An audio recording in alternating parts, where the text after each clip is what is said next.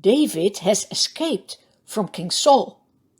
When his family hears about it, they come to be with him, and also other men who are in problems.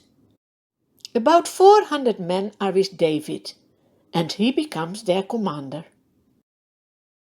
On a certain day, David hears that the Philistines have come to fight against the city of Israel. David asks the Lord and says, "Shall I go and attack these Philistines?" What a good thing to ask the Lord for his will. That is what we can do as well in our lives. The Lord answers David, "Go, attack the enemies." But David's men are scared. Once again, David asks the Lord, and the Lord says, "Go down, for I am giving the enemies into your hand." Then David and his men go and save the people of the city in Israel. Someone tells Saul where David is. "Ha!" says Saul, "now I can catch him, because he is imprisoned when he is in a town with gates and bars." He calls his soldiers to go and find David.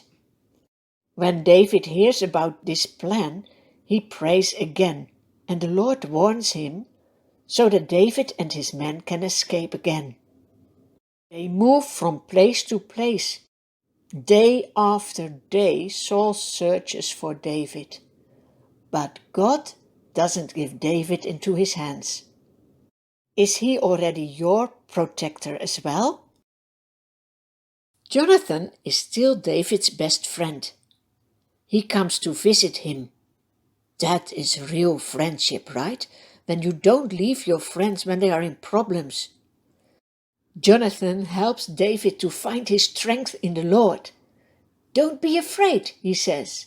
"You will be king over Israel. Even my father knows this." But there are also people not nice for David. They go to King Saul and tell him where David is, so that he can come with his soldiers. On a certain day is Saul going along one side of the mountain, and David and his men are on the other side, hurrying to get away from Saul. But again the Lord is protecting David.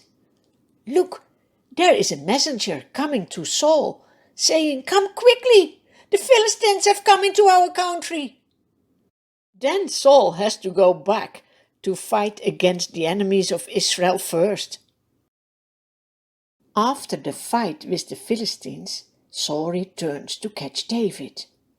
He is somewhere in the desert. Saul sees a cave and wants to relieve himself. But what he doesn't know is that David and his men are far back in that cave. The men whisper, "This is the day that the Lord has given your enemy into your hands." Very quiet, step by step, David goes into the direction of King Saul.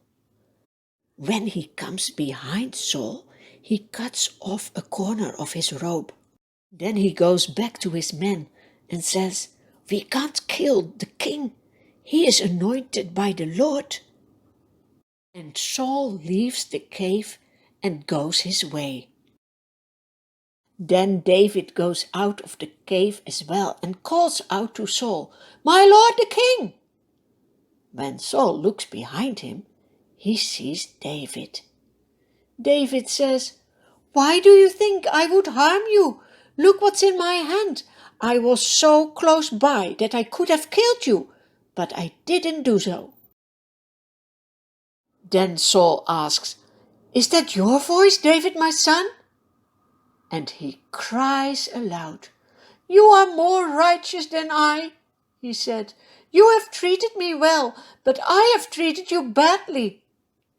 When a man finds his enemy, does he let him get away unharmed? May the Lord reward you well for the way you treated me today. David has obeyed the Lord, who tells us to love our enemies. It is very hard to love your enemies, but that is exactly what Jesus did. He gave his life for people who have sinned against him.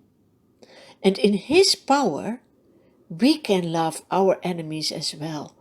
You see how David did it.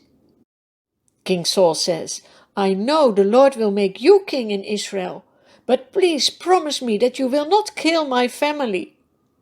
David does so. Then Saul returns home, leaving David behind.